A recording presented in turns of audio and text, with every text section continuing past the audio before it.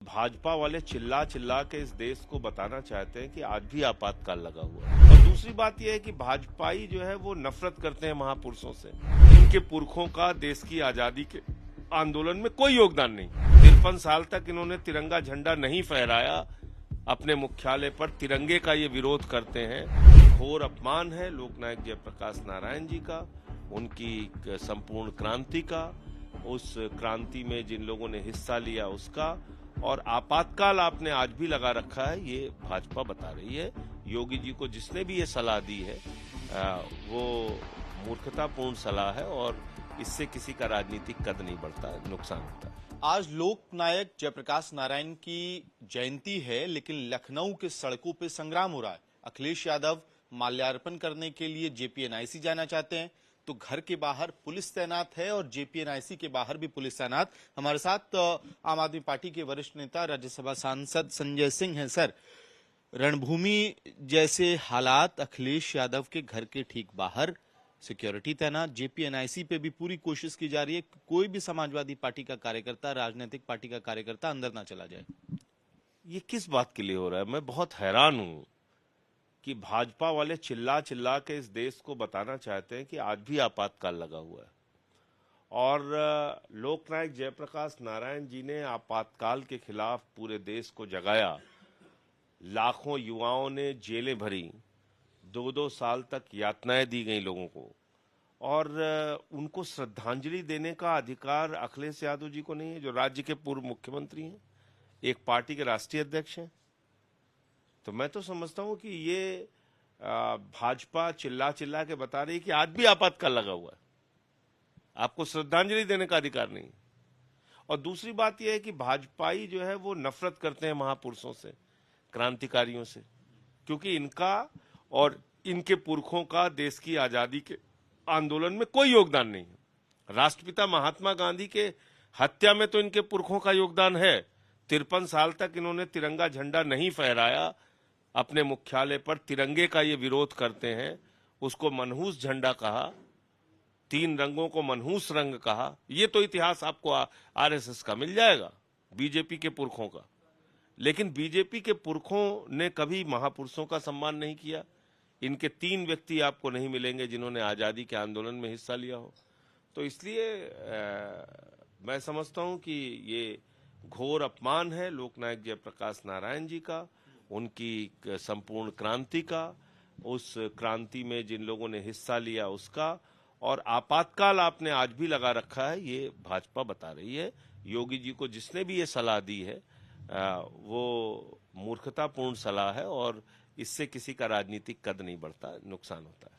Sir, अब बात अगर हरियाणा की करें, आप लोग कल तक अपनी बातों को, जो कांग्रेस से नाराजगी थी, उसको जाहिर कर रहे थे।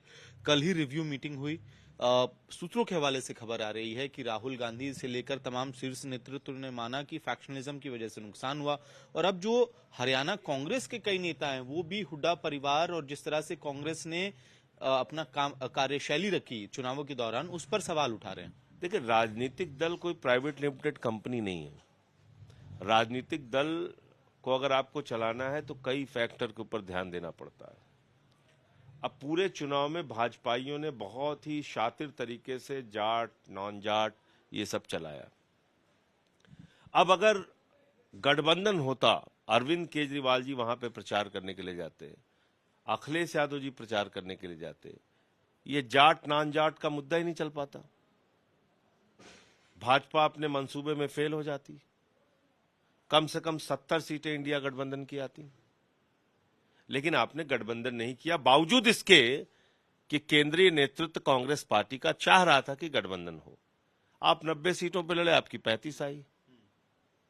आप 85 पे लड़ लेते, 5-6 सीटें दे देते गठबंधन को, तो आप 70 सीटें पाते। ये कौन सी अकलमंदी का काम किया इन लोगों ने, मेरी समझ से बाहर है, नंबर 1। दूसरी बात, 17 कैंडिडेट कांग्रेस पार्टी के ऐसे हैं जो कांग्रेस को हराने के लिए काम किए। 17 कांग्रेस के बागियों ने कांग्रेस पार्टी के कैंडिडेट को हराने के लिए काम किया। और आरोप तो यहां तक लग रहे हैं कि उनको मदद करने का काम भी कांग्रेस के राज्य के नेताओं ने किया। अब बताइए, जो पार्टी खुद ही अपने आप को हराने में लग जाए उसको जिता कौन सकता है? तो इन सारी बातों की समीक्षा राहुल गांधी जी को और कांग्रेस पार्टी को करनी चाहिए। हमारी बड़ी लड़ाई भारतीय जनता पार्टी से है, उनकी नफरत की राजनीति से है, उनके देश को बांटने की राजनीति से है, बेरोजगारी से है,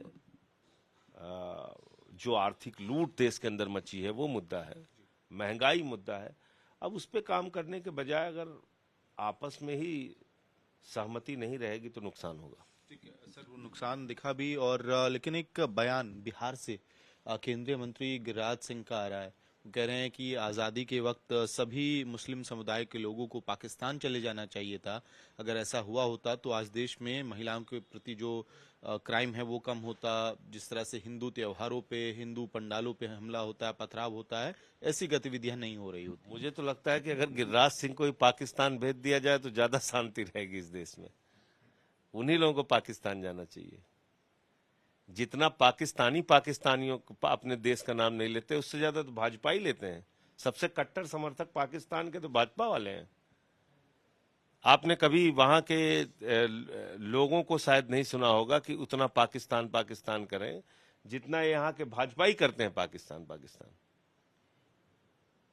तो इसलिए बेरोजगारी पे बात नहीं करेंगे, अग्निवीर पे बात नहीं करेंगे, महंगाई पे बात नहीं करेंगे, किसान के फसल के दाम पे बात नहीं करेंगे, अपने एक दोस्त के द्वारा पूरे देश में लूट करा रहे हैं उस पे बात नहीं करेंगे। तो बात क्या है? सिर्फ यही, हिंदू मुसलमान। से बात करने के लिए बहुत बहुत धन्यवाद। वीडियो सहयोगी जगन्नाथ के साथ मेहमद भारद्वाज, दिल्ली आज तक।